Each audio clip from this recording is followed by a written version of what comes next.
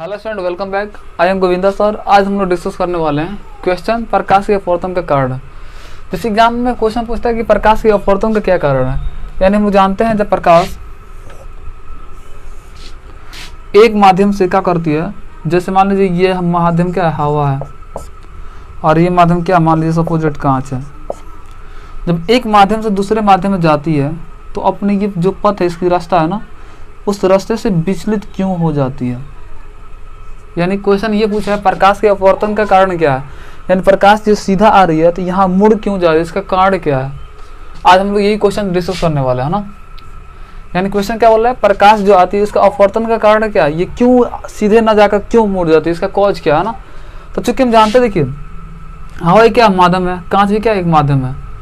जानते चूंकि अलग अलग माध्यम प्रकाश से भी क्या होता है, अलग अलग होता है। जैसे हवा में प्रकाश वेग कितना होता है, 3×10⁸ मीटर पर सेकेंड होता है। जबकि कांच में प्रकाश वेग क्या होता है, प्रकाश में देखिए कांच में प्रकाश वेग कितना होता है, 2×10⁸ मीटर पर सेकेंड होता है। तो आपसे कोई पूछता है प्रकाश के अपवर्तन का कारण क्या है ना, तो चूंकि बोलेंगे चूंकि अलग अलग माध्यम प्रकाश वेग क्या होता है, अलग अलग होता है। जैसे मान लीजिए क्या कांच है, ये क्या है, कांच है, शीशा ना। तो देखिए इसका कैसे बताएंगे ना प्रकाश के अपवर्तन कारण क्या है। तो लेकिन चूंकि अलग अलग माध्यम प्रकाश वेग क्या होता है, अलग अलग होता है। यानी अलग अलग, जैसे ये हवा एक माध्यम है, कांच भी क्या एक माध्यम है। तो चूंकि अलग अलग माध्यम में प्रकाश वेग क्या होता है, अलग अलग होता है। यही प्रकाश के वेग में जो भिन्नता होता है ना, इसी कारण जैसे यहाँ पर प्रकाश वेग कितना आ रहा है, 3×10⁸ मीटर पर सेकेंड आ रहा है, लेकिन जो ही कांच प्रवेश किया इसकी वेग क्या हो गई, कम हो गई, यानी 2×10⁸ मीटर पर सेकेंड हो गई, जिसकी वजह से क्या होती है, अविलंब की ओर ये क्या होती है, झुक जाती है ना। यानी ऐसे लिखेंगे जब भी क्वेश्चन आता है प्रकाश के अपवर्तन का कारण क्या है, तो लिखें चूंकि हम जानते हैं प्रकाश का वेग अलग अलग माध्यम में अलग अलग होता है। यानी अलग अलग माध्यम में प्रकाश वेग क्या होता है जी, अलग अलग होता है। जैसे हवा में प्रकाश वेग क्या होता है, 3×10⁸ होता है, और कांच में प्रकाश वेग क्या होता है, 2×10⁸ होता है।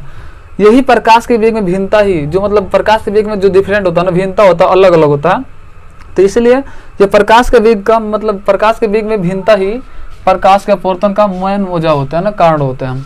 तो अब कैसे एग्जाम में लिखेंगे, तो लिखेंगे चूंकि अलग अलग माध्यम प्रकाश वेग अलग अलग होता है। चूंकि हम जानते हैं अलग अलग माध्यम प्रकाश वेग अलग अलग होता है। जैसे हवा में प्रकाश वेग 3×10⁸ मीटर पर सेकेंड, कांच में प्रकाश वेग 2×10⁸ मीटर पर सेकेंड।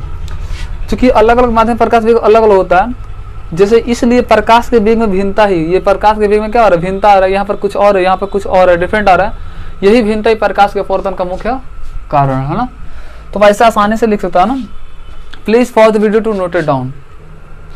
चलिए नेक्स्ट पढ़ने वाले हैं प्रकाश के अपवर्तन का नियम। चलिए इसको समझिए, प्रकाश के अपवर्तन का नियम क्या है ना। ये एक माध्यम हवा ले रहा है ना, और एक माध्यम क्या कांच ले रहा है।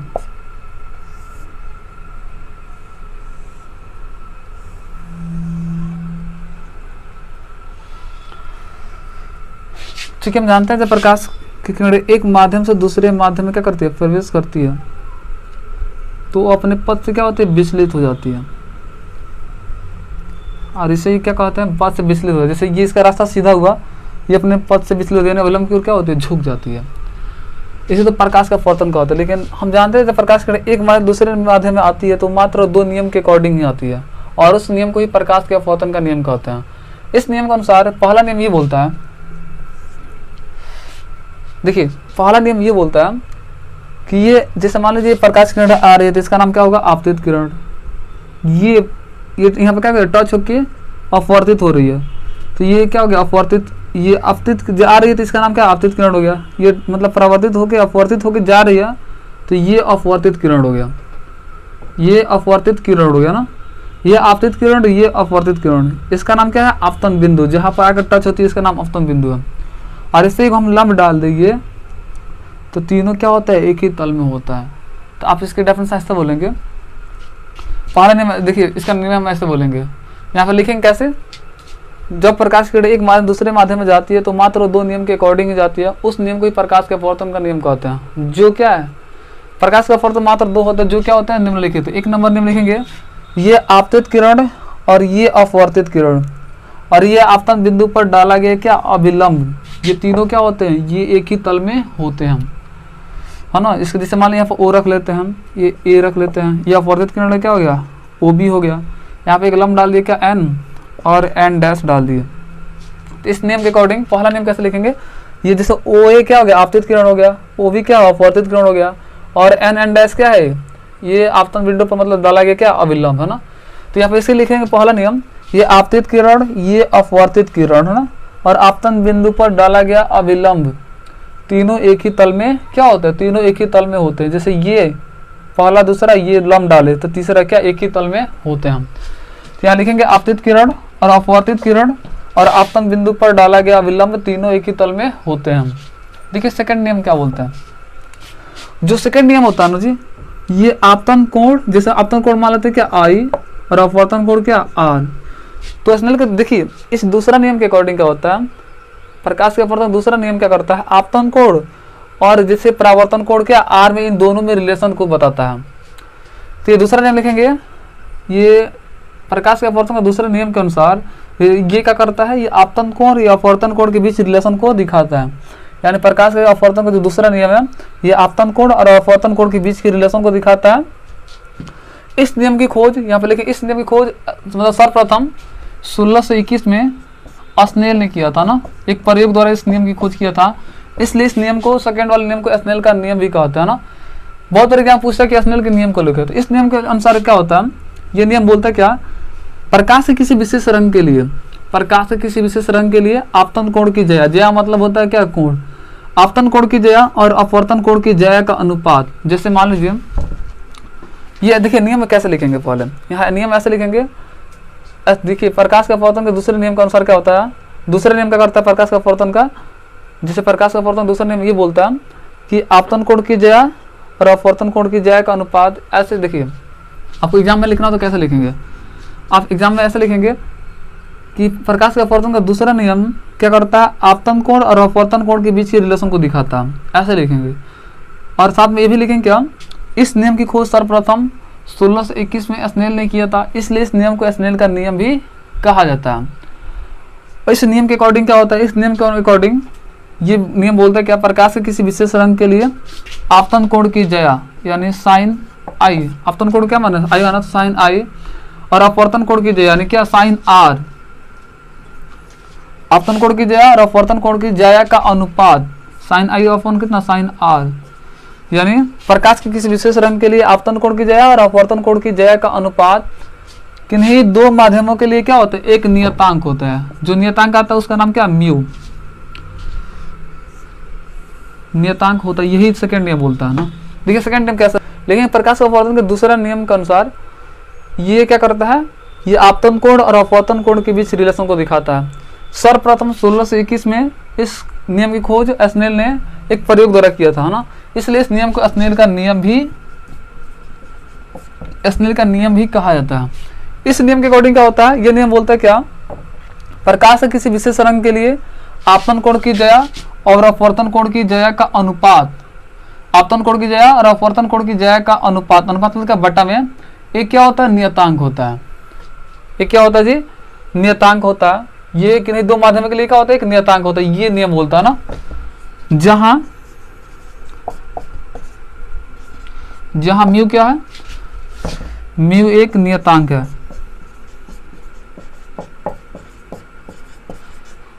जहां म्यू क्या है जी, एक नियतांक है। यहाँ नोट में लिखेंगे, म्यू क्या करता है, पहले माध्यम की अपेक्षा दूसरे माध्यम को, मतलब ये नियतांक को दिखाता है। म्यू को पहले माध्यम की अपेक्षा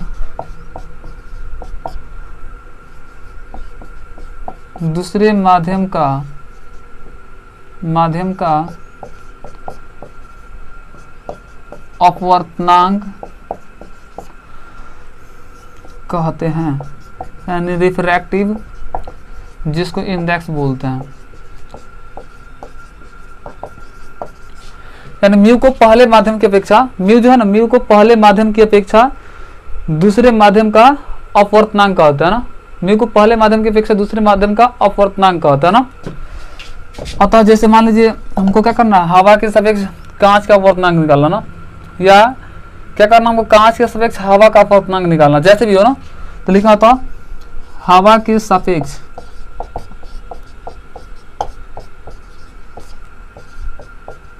कांच का अपवर्तनांक है ना, जैसे हमको निकालना हवा के सापेक्ष कांच का अपवर्तनांक निकालना। जैसे मान लीजिए ये तो यहाँ पर दिखाई नहीं दे रहा है, इसको हम क्या करें, थोड़ा ऊपर दिखा रहा है ना। जैसे मान लीजिए हमको दिखाना है कांच के हवा के सापेक्ष कांच का अपवर्तनांक।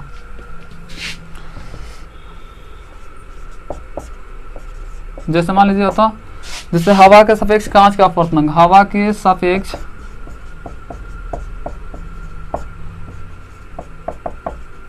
कांच का अपवर्तनांक।